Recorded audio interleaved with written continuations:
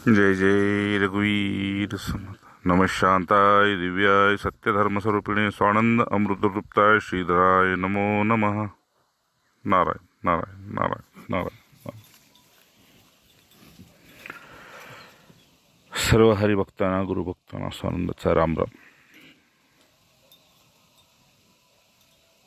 आणि व्यवहारी जगतामध्ये हे सरतं वर्ष आहे। उद्या दिनांक 25 गुरुस्मरणाला ही तिथी विशेष आहे आणि भगवत सेवेसाठी सुद्धा ही तिथी विशेष आहे। त्या 25 डिसेंबरच्या निमित्तानं पुनश्च एकदा प्रातस्मरणीय पूज्यश्रींच्या चरणी कोटी कोटी प्रणाम, सर्व संतांच्या चरणी कोटी कोटी दंडवत प्रणाम आणि पुनश्च तुम्हा सर्व गुरुभक्तांना राम राम। हो, व्यवहारी जगतामध्ये सांगायचं म्हणजे आज या देहाचा वाढदिवसाच्या निमित्तानं अनेक संदेश आले, कुणाचे फोन आले, पण पहाटेपासूनच मी मौनात गेलो होतो, 3:15 3:30 पासून। मौनाचं कारण असं आहे की मौनात आपल्या त्या परमतत्वाशी किंवा गुरुतत्वाशी तुम्ही संभाषण करू शकता किंवा त्यांच्याशी एकाकार होऊन राहू शकता। विवेकानंद म्हणायचे की उच्च स्वरामध्ये केलेली ती प्रार्थना आहे मौन, आणि अव्याहत वाहणारी ही वाणी आहे। अव्याहत घरामध्ये जर आपण बटन ऑन केलं तर ती वीज खंडित होते, आपल्यात येते, आणि जर बटन बंद असेल तर ती तारेमध्ये अव्याहत तशीच वाहत होते। तसं मूलाधार ते शिशुमनेपर्यंत ही मौन अवस्था तुम्हाला दिव्य अनुभव देत जाते। मौनातले अनुभव बोलण्यासारखे नसल्यामुळं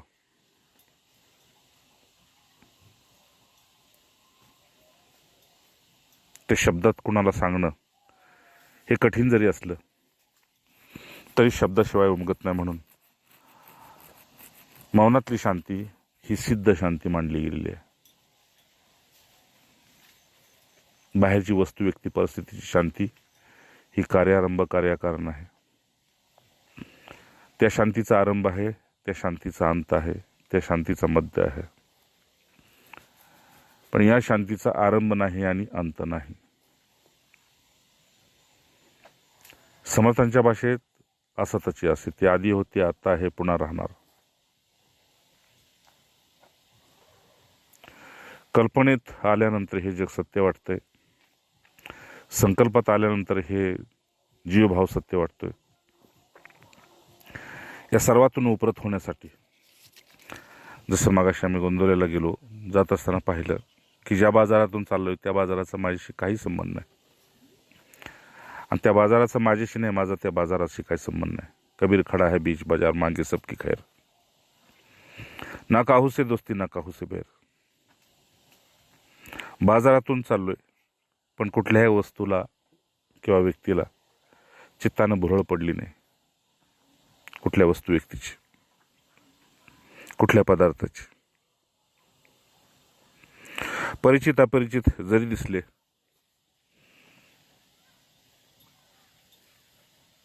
तरी खऱ्या अर्थाने ते माझे नाहीत, मी त्यांचा नाही।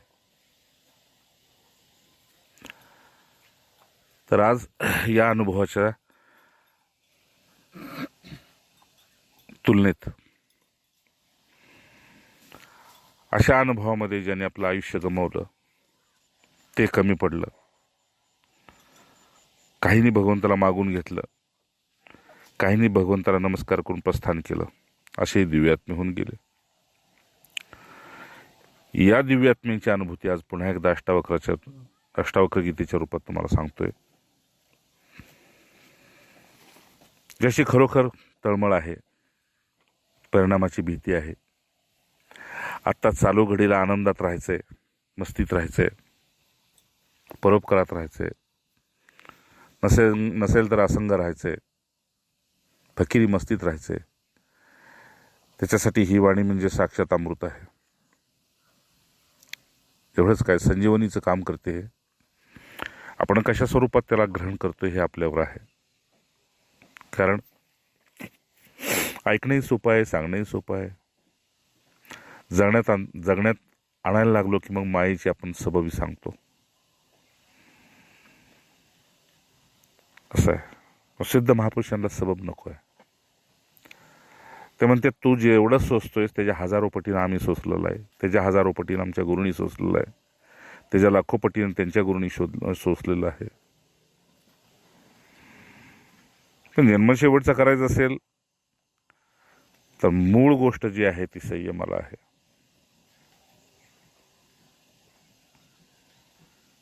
वाहून जाणं सोपं आहे, थांबणं कठीण आहे.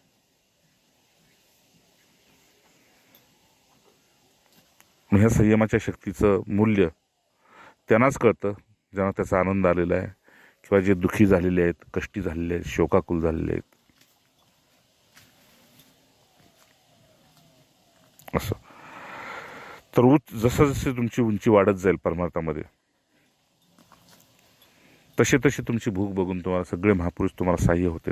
विश्वास ठेवा.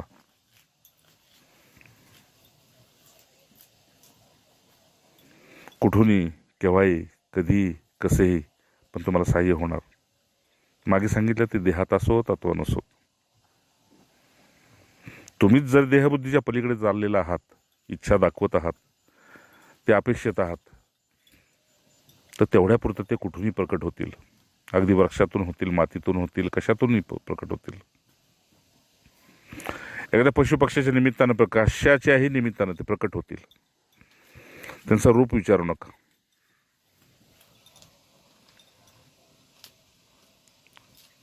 आणि राहिली गोष्ट साधी अवस्थेची, जर गोडी तुम्हाला तुमच्यात अद्भुत आनंद देत असेल तर मग भूक आपोआप वाढली जाते. आता या वाटेवर काय होतं ते स्वतः चालून बघावं लागतं थोडंसं. कारण संयमाच्या गोष्टी आल्या की सगळेजण माघारी फिरतात. पण त्याच्या पलीकडे आनंद किती आहे हा कुणाला माहीत नाही. बरं, पश्चातापाचं निमित्त काय, प्रायश्चित्ताचं निमित्त काय, तर आज ना उद्या हे जग सोडून जायचं आहे, माहीत आहे. मग जायचं आहे तर मग अपूर्ण का जायचं? माकडांच्या टोळीत म्हणतात पडायचंच आहे ना, तर मग एक पान तरी घेऊन पड, म्हणजे पुन्हा टोळीत येता येईल. तसा एक जरी अनुभव घेतला तरी बाकीचे महापुरुष तुला अनेक अनुभव द्यायला तयार आहेत. म्हणून आजचा विषय खूप गोड आहे. मागे यावर झालेला होता, आता यावर्षी दुसरा असेल अष्टावक्र गीता. राम, चला ठीक आहे, बसा मस्तपैकी, मस्तीत आतमध्ये जाऊन बसा. बहिर्मुक्ता काढून टाका, चित्तानं अंतर्मुख व्हा. जे आनंदाला प्राप्त झाले, जे सत्याला प्राप्त झाले, ज्याने मोक्ष ओलांडला, भोग ओलांडले, त्यांची ही वाणी ऐकायसाठी का नाही खूप उदासीन आणि अंतर्मुख व्हावं लागतं. उदासीन कसं व्हायचं असतं की ही मायावी जग दिसतंय याच्याबद्दल उदासीनता हवी.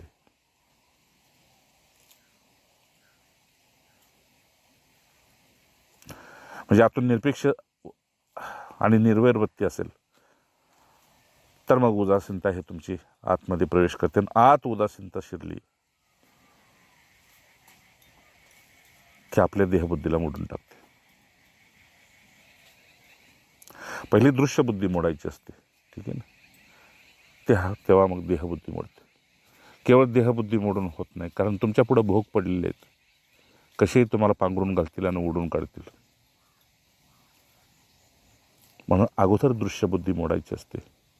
महापुरुष आपल्या शिष्याला जवळ करायच्या अगोदर म्हणून कुठे तीर्थाटन, भ्रमंती, अमुक तमुक बहिरंग साधन ह्यासाठी सांगतात, दृश्यबुद्धी मोडून घे. आदिशंकराचार्य तर काय सांगायचे, आदिशंकराचार्य सांगायचे की 6 महिने तू भिक्षाटन असं कर,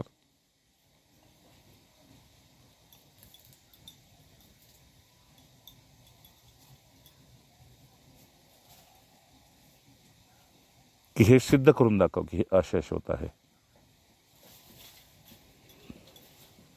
आम्हाला माहित आहे, तू सिद्ध करून दाखव हे अशाश्वत आहे. तेव्हा माझ्याकडे ये. अधिकाराशिवाय माझा वेळ घेऊ नकोस. अधिकार नसेल, श्रवण कर आणि निघून जा. पण माझ्या आश्रयाला यायचं असेल तर मग हे 6 महिने मला हे सिद्ध करून दाखव.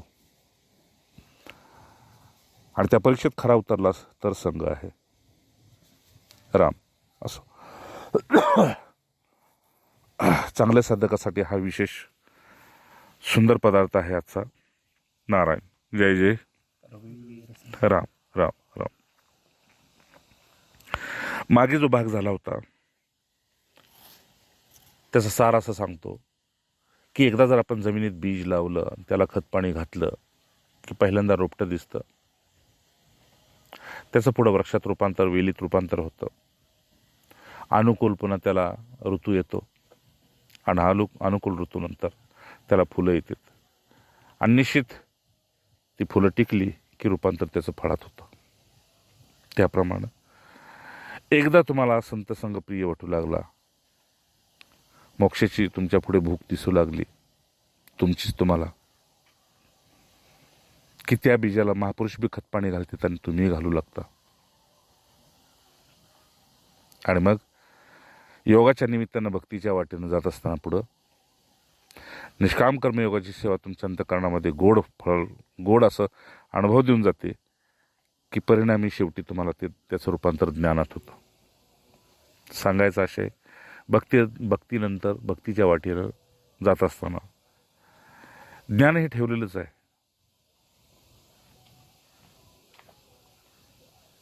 तुम्ही त्याचा फक्त एकदा त्याच्यावर दृष्टिपात करायचा आहे. ते हवं असेल तर तुम्ही विरक्त राहू शकता. आणि अनुभवानं पुन्हा तुम्हाला ज्ञानोत्तर भक्तीत यायचं असेल, स्वतंत्र असता. कारण प्राप्तीनंतर गुरूंचं काय, भगवंताचंही बंधन राहत नाही. पण जोपर्यंत तुम्हाला देह आहे तोपर्यंत बंधनात राहणं हे फार प्रिय आहे. भीतीत आणि बंधनात राहणं, जसं आपल्याला समाजाचं भय आहे, काही चुकीचं करताना समाजाचं भय आहे, तसं अध्यात्मामध्ये महापुरुषांचं भय असेल मर्यादेचं तर खूप भाग्याचे आहोत आपण. भय नसेल तर ते स्वतःच बाजूला होते. राम. तर आजचा विषय खूप सुंदर आहे. भगवंतांना जे अनुभव आले ते अर्जुनाला कुठे धर्मराजांना, तर कुठे उद्धवाला, असे अनेक आपले जे दास होते, सखे होते, त्यांच्या वृत्तीप्रमाणे, त्यांच्या पूर्वकर्माप्रमाणे, त्यांच्या पुढे प्रारब्ध संचिताप्रमाणे त्यांनी ते अनुभव दिले भगवंतांनी. आज अष्टावक्र मुनी आपल्या शिष्याला सांगताना पहिल्यांदाच म्हणतात, 3 ज्ञानफलम प्राप्तम योगाभ्यास सफलम तथा. हे बघ बाबा, फळ हे निश्चित आहे, पण बऱ्याच वृक्षांची फळं दिसतात, आत्मज्ञानाचं फळ दिसत नाही. वृक्षवेलीची फळं दिसतात, आत्मज्ञानाचं फळ दिसत नाही. कुणी ज्ञानी असो अज्ञानी असो, दिसायला सारखीच असतात. हां, पण ही फळं त्याच्या अंतःकरणाला लागलेली असतात. ठीक आहे ना. काहीची फळं तुम्हाला खायला मिळतात, तर काहीची फळं फक्त बघायला मिळतात. म्हणजे केवळ एखाद्या पक्षाचं तुम्ही दर्शन करू शकता, पण एखाद्या पुरुषापाशी तुम्ही राहू शकता. ठीक आहे ना. ह्या फळातला भेद आहे. म्हणून आत्मज्ञानाचं फळ असं आहे की ज्या पुरुषाला मिळतं त्याचा योग अभ्यास सफल होतो. आहे माहीतच, योग आणि माया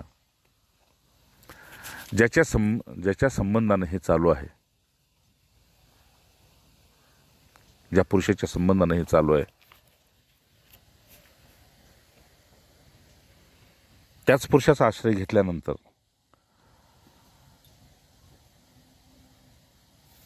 कुठल्याही साधनेशिवाय, कष्टाशिवाय विषय वासनाचा त्याग आपल्यामध्ये आपोआप होऊ लागतो.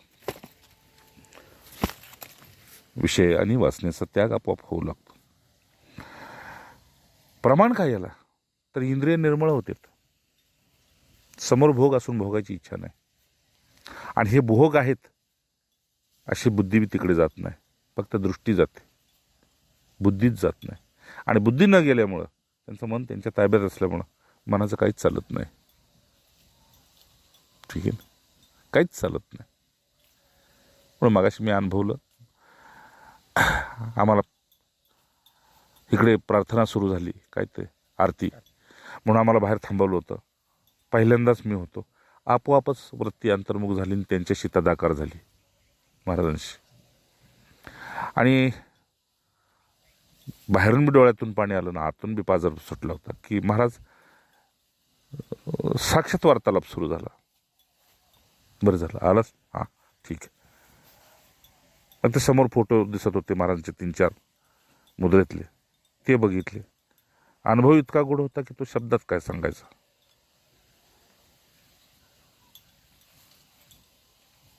म्हणजे तेवढं तर प्रेम आईवर बी झालं नाही, बापावर बी झालं नाही, नात्यातल्या कुठल्याच हे झालं नाही. पण ते बघताच बस प्रेम असं झालं की तुमचा आणि माझा जन्मोजन्मीचा संबंध आहे. तदाकरता अशी झाली की बस ती सकाळपासून मौनात जी शिवोहम वृत्ती होती ती तुटून गेली. स्वयं होते ते बी तुटून गेली. आणि स्वयंभातून काय निघायला लागलं, नाम. का, योग आहे ना, निमित्त झाला आणि योग, तुझा आणि माझा संबंध आला, संबंधालाच योग म्हणते. बस मग मला बघून तुला जसं वाटतंय, तुला बघून मलाही तसंच वाटतंय. प्रतिबिंबाची महापुरुषाच्या दर्शनाला गेल्यानंतर अशी आपुलकी एकदम बाहेर पडते दोघातून, आणि एकमेकाला ते संधान करून जाते.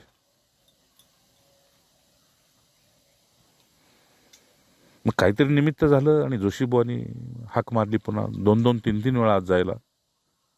नाही ठीक आहे, एकदा दर्शन झालं, 10 वेळा गेला तरी महाराज तेच आहेत. पुन्हा फक्त येणं जाणं आहे.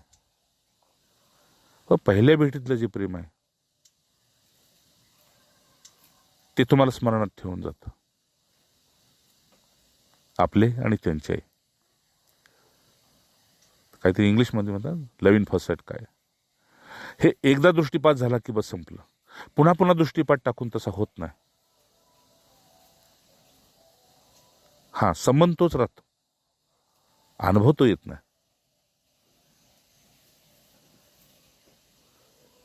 पहिल्या संबंधाला तुम्ही जिरवायचं असेल, टिकवायचं असेल, तर मग हे मौनाचं उत्तम साधन आहे.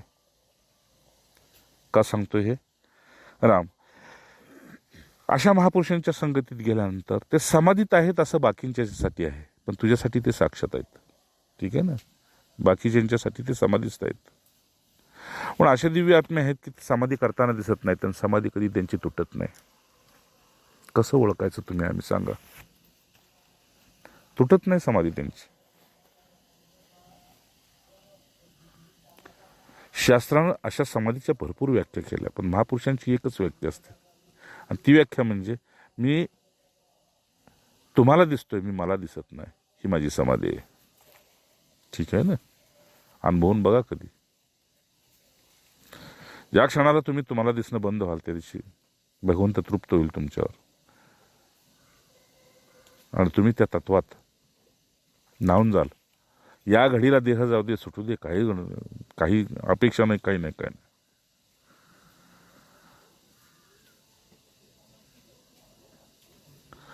म्हणून सगळी ओरडते, सगळाच बाजार चाललाय, सगळाच बाजार चाललाय, विषयांचा बाजार चाललाय, व्यवसायाचा बाजार चाललाय, परमार्थाचा बाजार चाललाय. हो, पण त्या बाजारात गिऱ्हाईक तू होऊन जातोस का?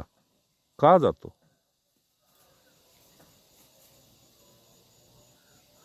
मायेनं कधीही तुम्हाला खेचलेलं नाही, तुम्हाला आकर्षण पडलेलं आहे, तुम्ही तिथे बाजारातले गिऱ्हाईक होऊन जाताय. का सांगतोय?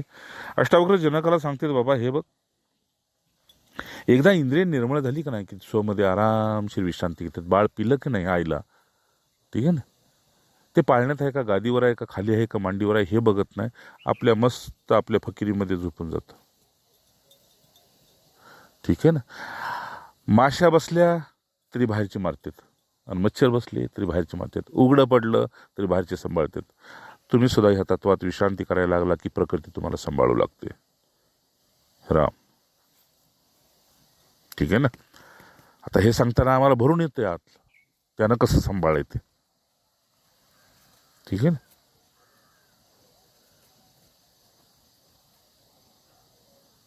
पण तो सांभाळेल ह्या आशेवर पाऊल टाकू नका. तुम्हाला तो पाहिजे असेल तर पाऊल टाका. ठीक आहे ना. तो 1000 वेळ तुमची परीक्षा घेईल. कारण हे मी पुन्हा सांगतो, मला ह्यातलं काय माहीत नव्हतं म्हणून फार मला आनंद आला. मी ठरवून सगळं केलं असतं तर मला नाही वाटत काय मला मिळालं असतं. आणि मिळालं असतं तर ते मी दाखवायसाठी तुम्हाला वेगवेगळ्या रूपात जतन करून ठेवलं असतं. आता फक्त मी आहे, मला बघा, मीच प्रमाण आहे.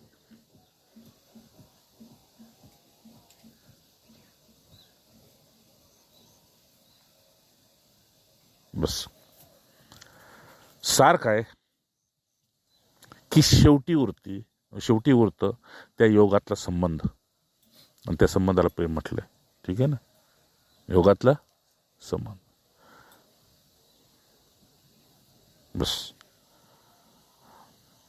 ज्या अष्टावक्रांची अवहेलना केली सभेत, त्याच अष्टावक्राबद्दल एवढं प्रेम झालं की जनक म्हणतात मी त्याला बघितल्याशिवाय मला बेचैन होतो. मी काय त्याच्या पायाची जरी स्नान करून पायाची धूळ जरी मला मिळाली तरी मी समजतो की बस मी आजचा दिवस माझा कृतार्थ झाला.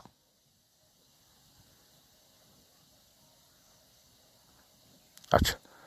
कुठलंही अर्धसूत्र जरी त्यांनी बोललं तर मला असं वाटतं मी 4 वेद ऐकले.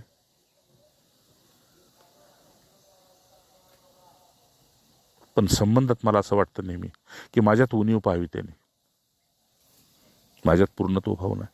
जनक म्हणतात पूर्णत्व भाव नाही. ही महापुरुषांची भूक असते, नाही का. हां, मी ऐकलं होतं हनुमान प्रसाद पोतदार शेवटी म्हणले, लोटांगण घातलं श्रीकृष्णापुढे, म्हणले माझी बुद्धी काढून घे रे देवा, बुद्धी काढून घे.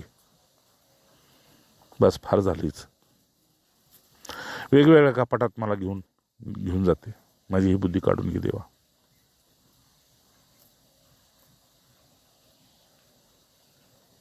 म्हणून तसाही मला आज एकांतच पाहिजे होता. तुम्ही लोक आला, ठीक आहे, त्याचा मला विक्षेप नाही.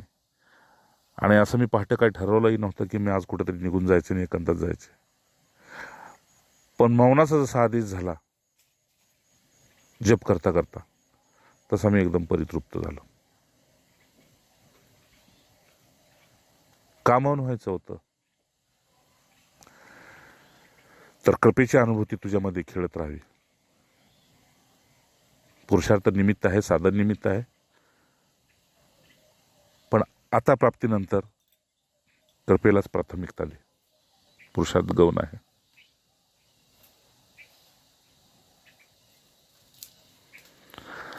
आणि उंबरट्यावरच्या दिव्यासारखा दोन्हीकडे पहा. एकदा परमार्थाकडे नजर मार आणि एकदा प्रपंचाकडे नजर मार. आणि दोन्हीकडे जर कृपा दिसत असेल तर मग नंदादीपासारखा अखंड फक्त प्रकाशात म्हणजे मौनात राहा.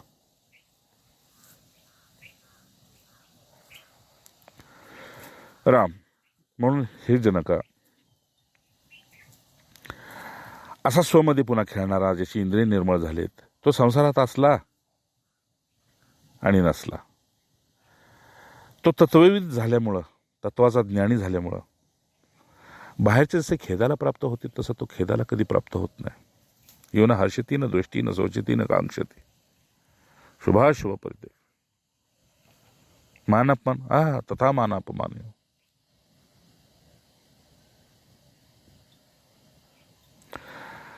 खरं म्हणशील तर त्याला ओळखणं कठीण आहे.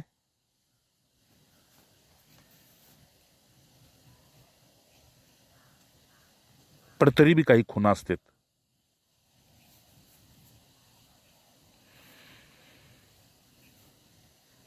कसं तर वृक्षावर, वेलीवर पशूंच्या चाऱ्यावर नाव लिहिलेलं नसतं, असतं. पण त्यांचं नाक तिथं गेलं की त्यांना कळतं हे खायचं आहे आणि हे नाही खायचं.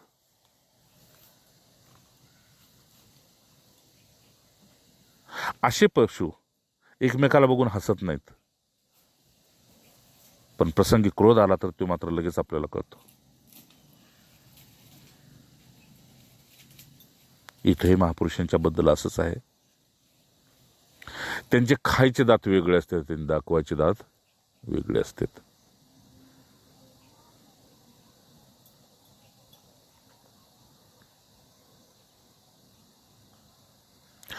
ज्या सोंडेनं तो पाणी पितो त्या सोंडेनं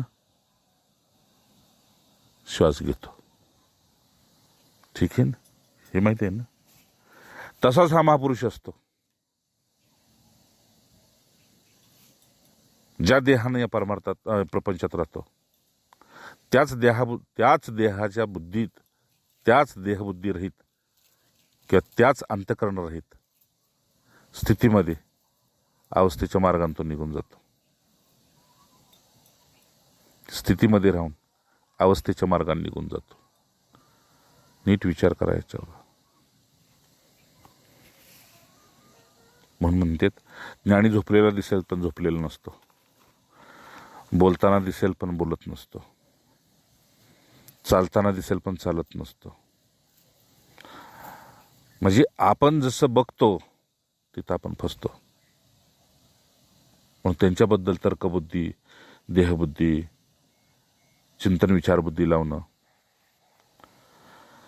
हे प्रचिती पुन्हा आपल्याला देऊन जातं की आपण त्यांच्या पुढे कोण आहोत आणि काय आहोत. असं विषय नीट ऐकायचा.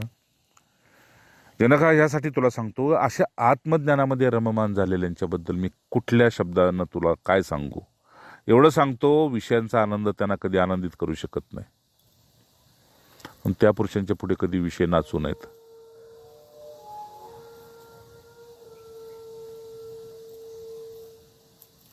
पण जनसामान्य आपल्या धनानं, भोगानं, आपल्या रूपानं, सौंदर्यानं त्याला कुठेतरी आकर्षित, बुरळ पाडायचा प्रयत्न करतात.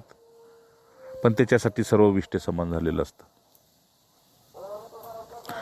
राम यस्तु भोगेषु भुक्तेषु, तुला सांगतो हे बघ जनका,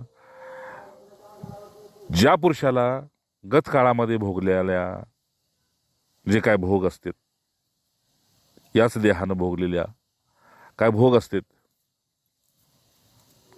किंवा काय त्याग असतात, आसक्तीपूर्ण त्याचं कधी त्याला स्मरण होत नसतं. ते पाहिजेच, ते असावं, त्याच्याशिवाय चालत नाही.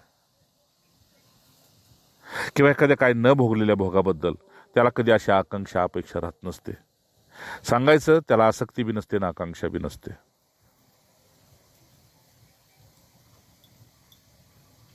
का? त्याला जे मिळायचं ते मिळालेलं असतं, तोच त्याचा हेतुसिद्धीला गेलेला असतो. त्या हेतुसिद्धीमुळे आतच आपल्या तृप्त असतो. तृप्तीसाठी म्हणून बाहेरचं काय त्याला वस्तू, व्यक्ती, परिस्थिती त्याला भुरळ पाडू शकत नाही. हे बघ, असा पुरुष जरी संसारात विरळा असला तरी संसार त्याच्याशिवाय चालत नाही. कारण ही प्रकृतीने शपथ खाल्लेली आहे भगवंतापाशी. या पृथ्वीवरून ज्यावेळेस ज्ञानी पुरुषांचा ऱ्हास होईल त्या दिवशी मी करवट बदलेन. करवट समजलं? आपण डावी कुक्षी, वाम कुक्षी, जसं कुक्षी आहे इकडचं तिकडं, मी इकडचं तिकडं बदलेन. मग आता आपण पाहतोय तर हे अजून आरंभ बी नाही, तर ही अवस्था आहे कलीची. पुढे पुढे काय, पण त्याच्याशी काय घेणं देणं नाही. हे सगळं प्रकृतीत होतच राहणार, होतच आलेलं आहे, पूर्वीपासून असंच आहे. राम ओम असो. म्हणून भुक्षुरिह संसारे मोक्षुरपी दृश्यते. हे बघ बाबा, भोग मोक्ष असा निराक्षी. पुन्हा तुला सांगतो, या जगामध्ये मुमुक्षु आकांक्षा करणारे, मुमुक्षु म्हटलं की आकांक्षा करणारे, म्हणजे ज्याला मोक्षाची इच्छा आहे, भोगाची इच्छा आहे, कशाची तरी ज्याला इच्छा आहे, तो इच्छा धरून भगवंताकडे आणि भगवत प्राप्त महापुरुषांच्याकडे आपलं प्रस्थान करतो. पाहायचा प्रकार काय आहे त्यात, तर मागे सांगितल्याप्रमाणे मुमुक्षूची इच्छा पूर्ण झाली की त्याला तिथं पूर्णत्व वाटतं. आणि महापुरुष पूर्ण असून सुद्धा अपूर्णाशी खेळत असतो. ही विचित्र लीला आहे त्याची. पूर्ण असून अपूर्णाशी खेळत असतो, म्हणजे ज्ञानी असून अज्ञानांच्यात वावरत असतो. वृद्ध असून मुलांच्या बरोबर खेळत असतो. का तर त्याच्यातलं त्याचं बालपण मोडलेलं नसतं. बालपण मोडलेलं नसतं, कारण त्या देहाला बालपणानं सोडलेलं नाही.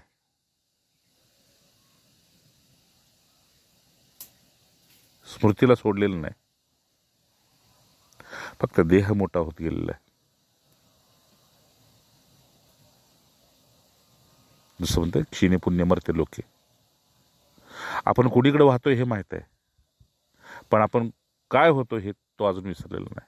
आपण लहान होतो, आपण तरुण होतो, म्हणून वृद्धाप काळात सुद्धा याची म्हणते वृद्धाप काळात सुद्धा जर वासना सुटत नसेल तर तारुण्य गेलं कुठं. राम सांगायचा आशय इथे जनकांना सांगतेत अष्टावक्र, या जगात मुमुक्षू हा आकांक्षा करणाराचा अनेक प्रकारचे असे पाहायला मिळतात. काहीतरी त्याला पाहिजे. पण लक्षात ठेव, पाण्याच्या कडेला गेल्यानंतर तहान आपोआप भागत असते, शीतलता आपोआप येत असते, स्नान आपोआप होत असतं, आचमन आपोआप होत असतं, आणि जाताना घेऊन बी जाऊ शकतो. हे जर सगळं अनुकूल आहे तर आकांक्षा कशाला करायची. ज्या पुरुषापाशी जातात त्याच्यापाशी सर्वच मिळणार आहे, तर वेगळी आकांक्षा करताच का. मग परब्रह्मेच्या बाबतीत, भगवंताच्या बाबतीत, श्रीहरीच्या बाबतीत त्याला कामना रहित स्थित पुरुष असा क्वचितच सापडतो. ठीक आहे, त्याला भगवंत तरी पाहिजे, भगवंताकडून तरी काय पाहिजे. पण रामायणात सांगितलं, ज्याही चाहिए का बहु कच्छ. ज्याला काहीच नको माझ्याकडून, मला तोच पाहिजे असतो. त्याला मी पाहिजे की नाही गोष्ट बाजूला राहिली, पण मलाच तो पाहिजे असतो. मग मी काय करतो ते तुम्हाला माहित आहे. पुराण पहा. काय मी माझं सर्व संसार त्याग करून मी त्याच्या पाठीमागे फिरत असतो. राम म्हणून आश्चर्य असं आहे की जसं शंकराचार्य म्हटले एका विवेकचूडामणीच्या श्लोकामध्ये की धर्मार्थ काम मोक्ष हे 4 पुरुषार्थ जरी असले तरी मूळ पुरुषार्थ काय आहे याचं विस्मरण सर्वाला झालेलं आहे. आणि प्रसंगवदान ज्यांना स्मरण झालेलं आहे त्यांचं ते टिकत नाही. खरं आहे ना. तर जीविते मरणे तथा हे बघ, हे काय आहे आणि उपाधी काय आहे हे उपनिषदांनी सांगून बसले. काय करावं आणि काय करू नये, काय घ्यावं काय घेऊ नये, काय टाकावं काय स्वीकारावं. तर मी तुला सांगतो, शिष्य म्हणून मी जर तुझा स्वीकार केलेला आहे तर गुरु म्हणून तू तसा स्वीकार केलायस का माझा, मला कळू देत. नाही, मी शिष्य म्हणून स्वीकार केलाय, पण गुरु म्हणून स्वीकार आहे तुला तसा. आणि जर असेल तर तुला प्रश्न का पडतात. कारण स्वीकृतीनंतर सर्वच गेलं. आता प्रश्न काय आहेत. कारण या जगामध्ये असा दुर्लभच पुरुष आहे. कसा की धर्म सांभाळण्यासाठी, अर्थ कमवण्यासाठी, कामना भोगण्यासाठी, मोक्षासाठी किंवा जगण्यासाठी, मरण्यासाठी, या सगळ्याबद्दल असं जे भौतिक जगातलं दिसतं याच्या सगळ्याबद्दल उदासीन राहणारा मला एक क्वचितच दिसतो. ठीक आहे, समजतंय? क्वचितच दिसतो मला उदासीन असा कोणी की ज्याला हेही नको, हे चारही नको, धर्मार्थ काम मोक्ष काहीच नको. बरं मग काय पाहिजे तुला? काय नाही, जगण्याची बी इच्छा नाही, मरण्याची भीती नाही.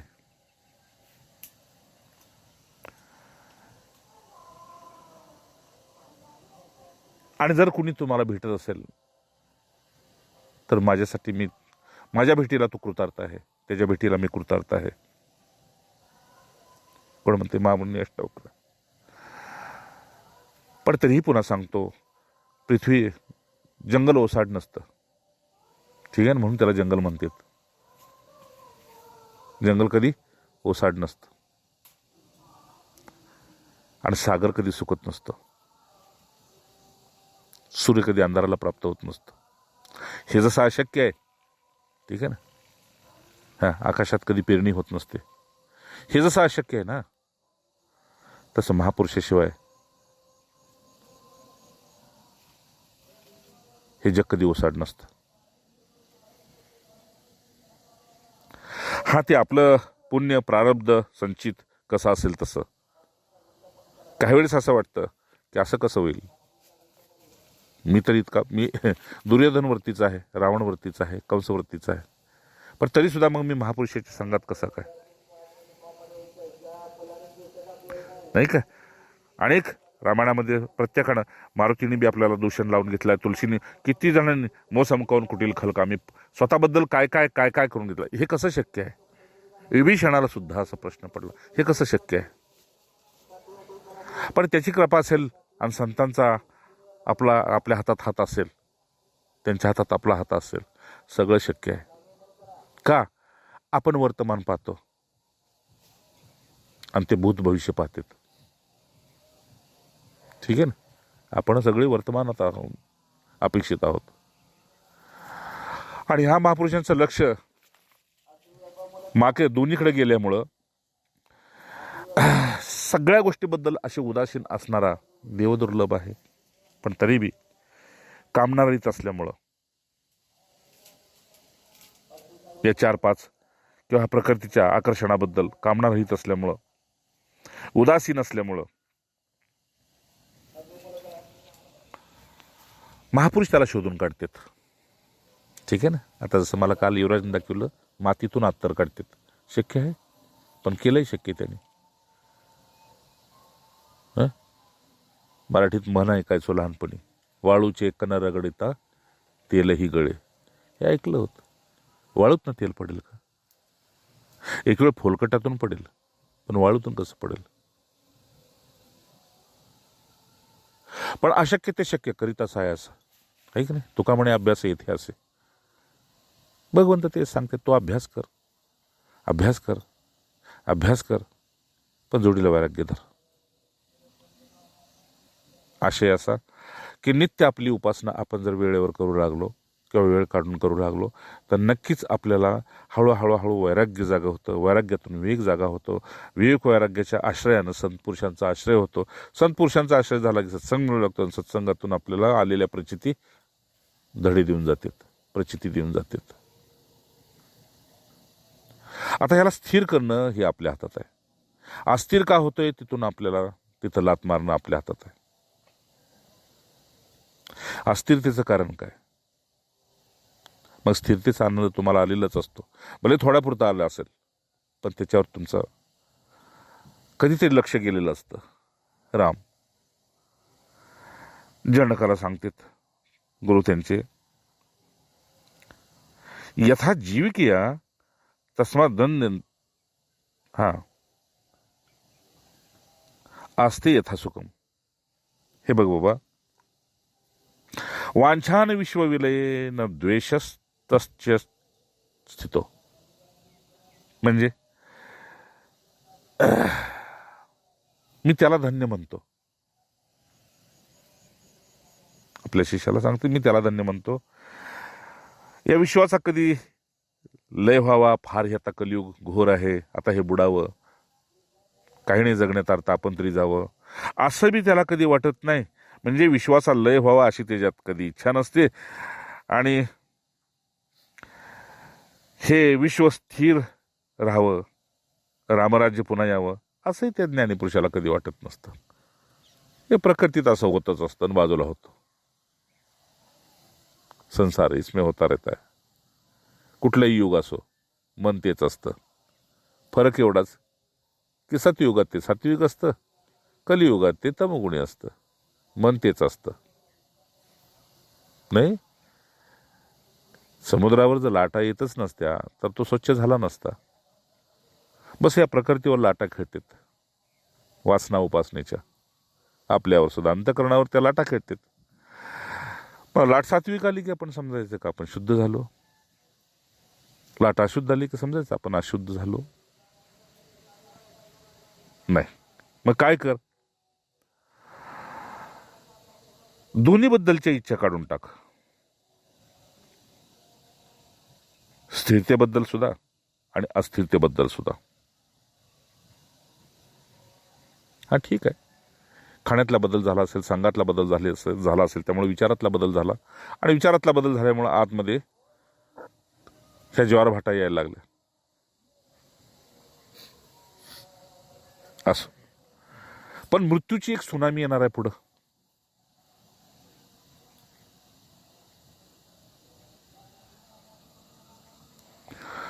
म्हणून हाक मार. आणि हाक मारण्यासाठी उत्तम साधन काय दिले तर गुरुमंत्र. गुरुमंत्र हाकेसाठी येतो, त्या नावानं त्याला हाक मारायची. ठीक आहे ना. आता लांबच्या व्यक्तीला तुम्ही फोनवर बोलता, तुमच्यासाठी ते लांब आहेत आणि पोचलं त्यासाठी ते आत आहे.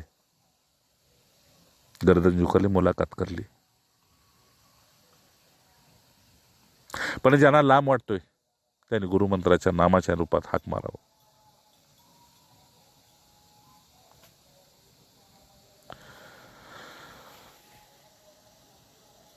यथा जीव किया तस्मात धन्य आस्ते यथा सुखम. हे बघ, देह जावो अथवा राहो, आपल्यातल्या संतांचं मत होतं. पांडुरंगी दृढ भाव, एवढंच राहू देत. पण पुढे गेल्यानंतर या पुरुषांच्यात ते बी राहत नाही. प्रपंच राहू दे न राहू दे, देह जाऊ दे राहू दे, आतून उदासीन असतं.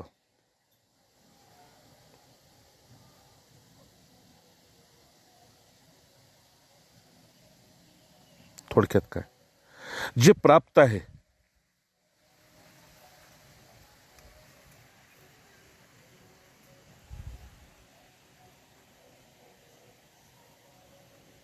नीट आहे का, जे प्राप्त आहे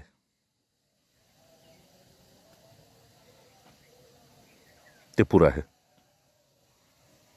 नीट आहे का, तुम्ही सगळेच चांगले श्रोते आहात. नीट आहे का, जे प्राप्त आहे ते पुरं आहे, हीच त्याची संतुष्टी झाली. तो धन्य आहे. मी मी मी स्वतः नमस्कार करतो त्याला.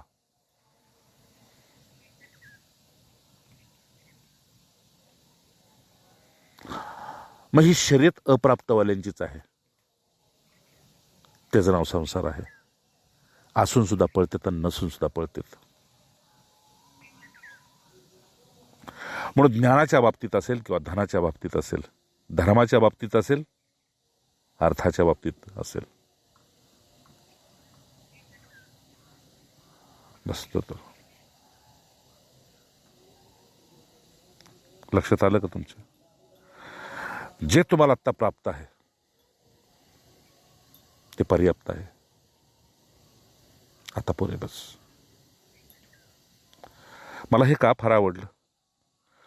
मला बापूंनी विचारलं होतं तुला किती पेन्शन मिळणार, तर म्हटलं मला काय माहीत नाही. तरी बी नाही, खरंच मला माहीत नाही. अरे कुछ तो पूछा होगा. नाही म्हणलं गुरुदेव, खरंच नाही. का? मी नाही चौकशी केली. म्हटलं का, तर म्हटलं राहायचंच नाही संसारात तर किती मिळो म्हटलं.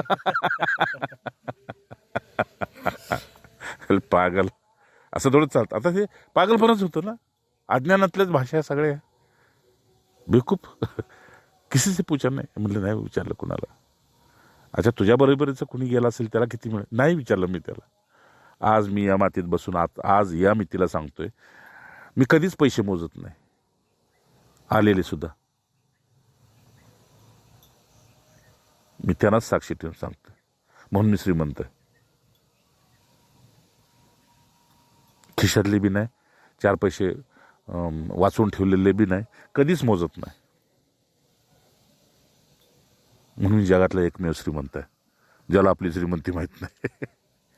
ठीक आहे, कधीच मोजत नाही. राम. हो, खूप सुंदर आहे. मला हे फार प्रिय झालं ह्यासाठी की अशा अशा प्रसंगातून आपल्या संबंधाची प्रचिती येते, गुरूंची ना आपली, संतांची ना आपली. म्हणून मग सांगितलं, आत शिरलो की लगेच समाधीत संवाद सुरू झाला. समाधीच्या पुढे दाराच्या समोर जो फोटो होता त्याच्याशी संवाद सुरू झाला. पण आता काय सांगू त्या संवादाच तुम्हाला. म्हणजे तुम्ही तुमच्या प्रिय व्यक्तीला भेटल्यानंतर ती व्यक्ती तुम्हाला सांगते की आपलं कोणाला सांगू नको बरं का. हो ठीक आहे म्हणतो. बघ प्रेमातला विश्वास. हो हो, कुणाला सांगायचं नाही हा दृढ विश्वास आहे. ह्याच्यावरच प्रेम टिकून आहे. त्या दोघातलं एकदा तिसऱ्याला कळलं की प्रेम संपलं. मग बाबा आम्हाला कसं कळायचं, प्रेम कर. हा, आम्हाला कसं कळायचं, तू प्रेम कर. तुला कळेल. पर्याय एवढाच, प्रेम कर. अरे पण शर्त काय त्याला शर्त हीच की काही शर्त नाही. काय शर्त, काय शर्त नाही पाहिजे. म्हणून मी ज्याला आकारानं आवडतो ना, संतांनी भगवंत म्हणतात, मी ज्याला आकारानं आवडतो त्याला माझं सगळंच आवडतं. म्हणजे माझं रागवणं, देणं घेणं, खाणं पिणं, हसणं, मौन, माझी प्रत्येक क्रियेकडे तो प्रेमानं बघत असतो. कळतंय का तुम्हाला.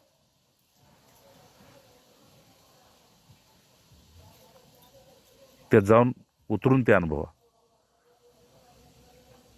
प्रत्येक क्रियेकडे, माझ्या वचनाकडेच तर सोडाच, पण माझ्या प्रत्येक क्रियेकडे ते प्रेमानं पाहत असतं. राम शेवट करतो ह्या श्लोकावर. राम, म्हणून तुला सांगतो, या पुरुषांच्या बद्दल तुला काय सांगू. अष्टावक्र म्हणतात असे ज्याला कोणी दोस्त नाही या विश्वात, ज्याला कोणी दोस्त नाही या विश्वात, त्याला कोणी वैरी बी नाही. ठीक आहे ना. पण तरी बी या तत्वाला जे प्राप्त झालेत त्यांच्या अनुभवाला म्हटले साक्षी ठेवून सांगतोय, किंवा त्यांना खऱ्या अर्थानं म्हणायचं त्यांना त्यांची शपथ घेऊन सांगतोय अष्टावक्रांना. पण ते शपथ कुणाची घेत नाहीत. ठीक आहे ना. फक्त देवानंच आपली शपथ घेतली. अर्जुना, मला तुझी शपथ घेणं आवडत नाही, म्हणून मी माझी शपथ घेऊन सांगतो, माझं तुझ्या खूप प्रेम आहे. हे शपथ घेऊन का सांगायचं होतं. का तर त्याचे अनन्य भक्त खूप आहेत म्हणून. नाही का, खूप आहेत. महामुनी अष्टावक्र आपल्याला हे सांगतात, कृतार्थेनेन ज्ञानेन तेव ज्ञानेनेत्येव. बजावते. सार तुला एवढा सांगतो जनका की मी अद्वैत आत्मज्ञानानं कृतार्थ झालो आहे. नको ब्रह्मज्ञान आत्मस्तुती भाव. ठीक आहे ना. नीट आहे का.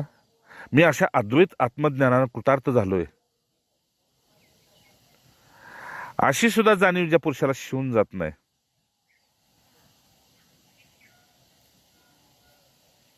की तुम्हाला बघितलं की मी ज्ञानी दिसतोय, आहे का नाही. अंधाराला बघितलं नाही का, आता सूर्य आहे म्हणजे सूर्यच आहे, प्रकाशच आहे, पण अंधार दिसतोय का. पण ज्यानं अंधार पाहिलाय त्याला माहित आहे आता मावळला की अंधार येईल. तसं दिव्य आत्म्यांची प्रचिती तुला सांगतोय जनका. असे ज्ञानी तुला भरपूर भेटतील. आहे की नाही? जसं सागराला पाहिल्यानंतर नद्या भरपूर मिळतील, आहे की नाही? पोट नद्या भरपूर मिळतील, उपाची उपनद्या आणखी भरपूर मिळतील, पुन्हा ओढे भरपूर मिळतील, पुन्हा ओघळ भरपूर मिळतील, पुन्हा नाले भरपूर मिळतील. पण एका सागर फक्त पाहिल्यानंतर तसा जो एक असा आत्मज्ञानी पुरुष असतो ना, त्याबद्दल मी तुला काय सांगू. असा अद्वैत ज्ञानानं जो कृतार्थ झालेला असतो तो आपणहूनच आपल्यात खेळत असतो. नीट आहे का? ठीक आहे ना? आपणहूनच आपल्यात खेळत असतो. म्हणून आपल्या समोर तो कधी तुम्ही अपूर्णता दाखवताय म्हणून तो बोलतोय. खऱ्या अर्थानं त्या पुरुषाला हे आत्मज्ञान शिवत सुद्धा नाही.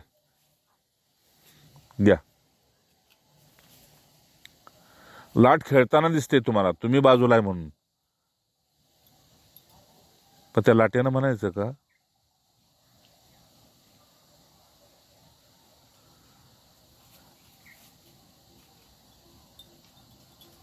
की मी समुद्र आहे?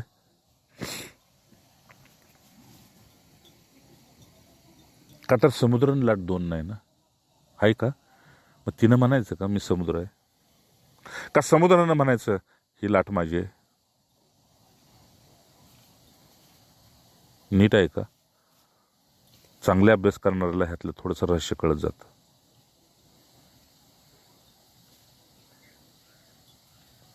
उपनिषद म्हणतात सर्वम खलविदम ब्रह्म झालं तर तो ब्रह्म अनुभवणारा कोण आहे? तिथं त्याला गप्प व्हावं लागतं. सकल राममय ज्यानी सिया राममय सगजान वासुदेवा सर्वम असा अनुभवणारा आणखी वेगळा आहे का कुणी? का त्यात तू बी आला? बस असं समजा की अद्वैत ज्ञानानं जो कृतार्थ झालेला आहे, मी झालोय, अशी कधी त्याला आत्पुरुषाला अशी ती वृत्ती शिवत नाही. का शिवत नाही? मग ते अहंकाराचं बीज अजून मोडलेलं नाही. ठीक आहे ना? ती लहर येऊन जाते. त्याला कधी कधी सांगता नाही, हो आता एवढ्यात असं झालं. ती लहर येऊन जाते पण तिला तो धरून राहत नाही. समजते ना? जसं तुमच्यावर लहानपण येऊन गेलं पण ते धरून नाही ठेवलं, तारुण्य येऊन गेलं ते धरून नाही ठेवलं. तर त्यावेळेस त्याचा आनंद घेतलाय तुम्ही.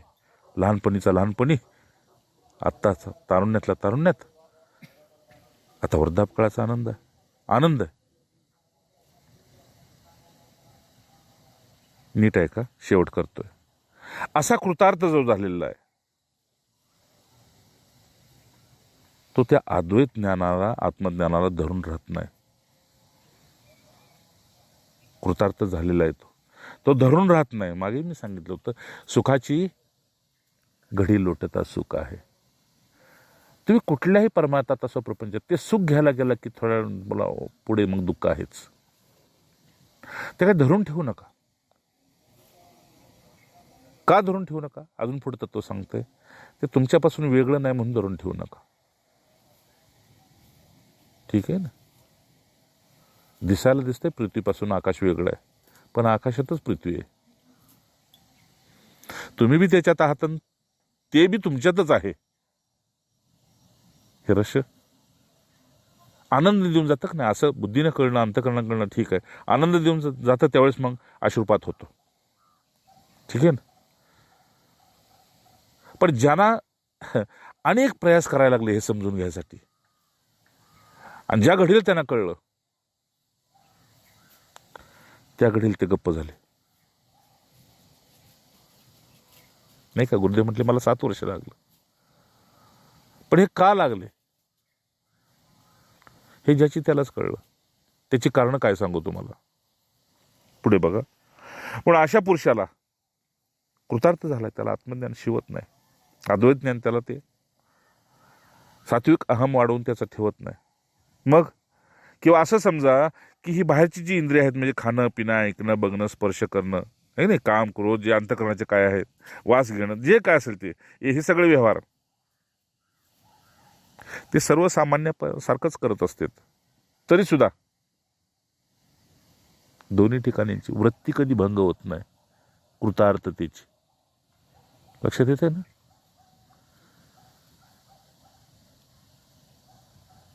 नाही, शास्त्रामध्ये कृतकृत्य, जे असे कृतकृत्य झालेत, पूर्ण झालेत, त्या कृतार्थतेमध्ये, ती कृतज्ञतेमध्ये वृत्ती कधी भंग होऊन देत नाहीत.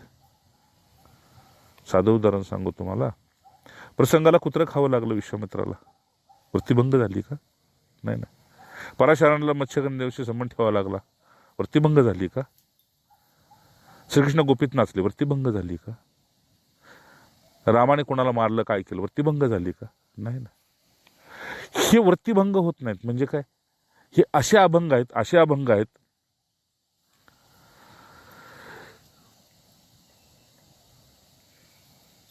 कसे आहेत तर साक्षी अवस्था त्यांची कधी सुटत नाही,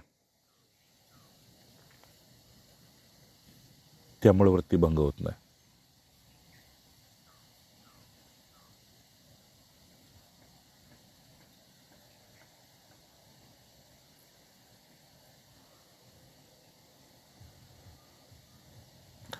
मग कार्याकारण कधी शांतीसाठी त्यांना एकांतात जावं लागतं, पण शांती त्याची वाट पाहत असते. ठीक आहे ना.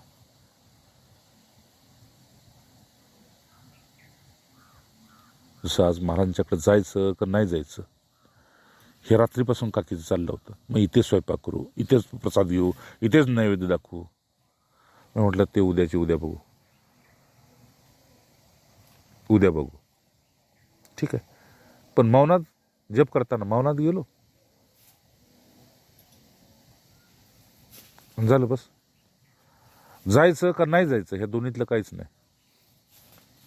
तोपर्यंत तुम्ही लोक पोचला, गोठ्यात गेलो आणि चला.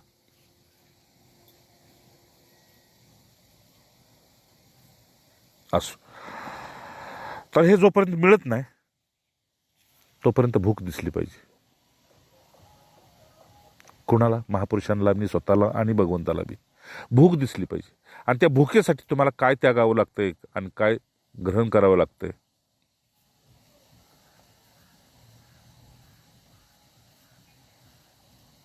तिथे निर्णय तुमचाच आहे.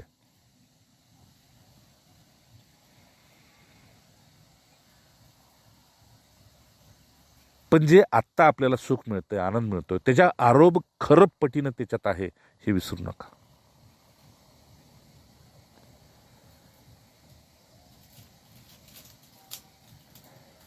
कारण ज्याला शेवटचं पाहिजे आणि परिपूर्ण पाहिजे त्याला थोडं तरी अपूर्णातनं बाजूला व्हायला पाहिजे. मग कसं व्हायचं? तर तुम्ही आहे तिथं बी करू शकता.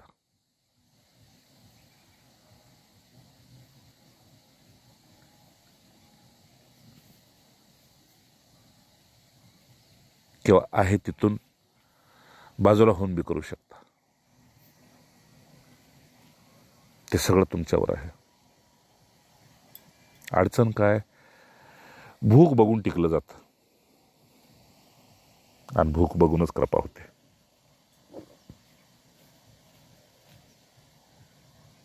भूक नसेल तर औपचारिकता राहते. महापुरुष आपल्याला शेवट सांगते, संपवतो इथं, तुला खरंच फळ पाहिजे का ते? मग त्याच्यासाठी एवढा काळ गेलाच पाहिजे. नाहीतर असा भाग्याचा पाहिजे की त्या वृक्षाखाली आला, पुढे कल्पतरू, आहे की नाही, किंवा कल्पतरू खाली उभा आहे, त्याला कशाची कमी आहे. तसं महापुरुषांची तुझ्यावर विशेष भूतकाळ पाहून जर कृपा होत असेल तर ती सुद्धा झेलायची बी तेवढी तरी ताकद पाहिजे, नाही का? आहे संग भगवंताचा अर्जुनाला. मग चल बाबा, तुला एकदा बघायची इच्छा झाली ना, तुला विश्वदर्शन करवतो. तर तुझ्याच सामर्थ्य आहे दाखवायचं, पण माझ्यात बघायचं नाही, मला माघारी घे. म्हणून काही महापुरुषांच्या संगतीत काही असं अनेक गोष्टी घडून गेल्या आहेत की कुणाला कोण कुठे. आता मगाशी सकाळी मी एक प्रसंग ऐकला की कुठेतरी आपणच आपल्याला निर्णय घ्यावा लागतो, नाही का? ते घाटवाली, नाही कोण, उड्या बाबा, एकदा ट्रेनमध्ये सफर करत होते आणि प्रवास करत असताना TCने त्यांना तिकीट मागितली, तिकीट नव्हते. आता संन्याशीवरतीच राहणारे हे, धन स्वीकारत नव्हते. आणि हा पुरुष एवढा त्यावेळेस तपस्वी, कुणाला काय कोण माहीत आहे. रजोगुणी तमोगुणी सगळे भेटते तिथं. त्यांनी मारली थोबाडीत, म्हणले चल खाली. कुणाला? उड्या बाबाला थोबाडीत मारली, चल इथून खाली म्हटलं, आणि ढकलून दिलं खाली. खाली आले आणि प्लॅटफॉर्मवर बसले. इकडं पाहिलं, तिकडं पाहिलं, तिकडं पाहिलं.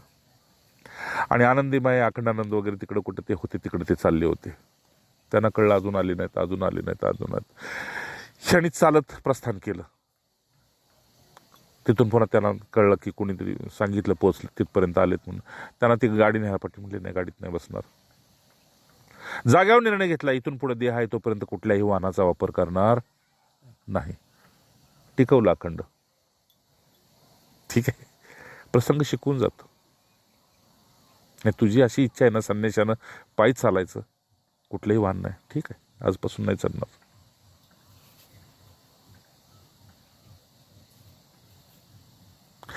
त्यांना मारलेल्याचं दुःख नव्हतं, शिकवणीचा आनंद पाहिजे होता. आता अंगावर भगवा किंवा संन्यासाचं ते अगोदरच सांगतं कोण आहे हा, पण नाही होत. असं आहे. आणि ह्या पूर्णत्वाला आपण सगळी पोचण्यासाठी आजच्या विशेष दिवशीची विशेष कृपा हीच आहे की संत संग देई सदा, हीची मागणी आहे. जय जय अवधूत जनसी गुरुदेव. राम राम राम. तुम्हा सर्वांचं जीवन सफल हो, पूर्ण हो, हीच हरिचरणी प्रार्थना. नारायण.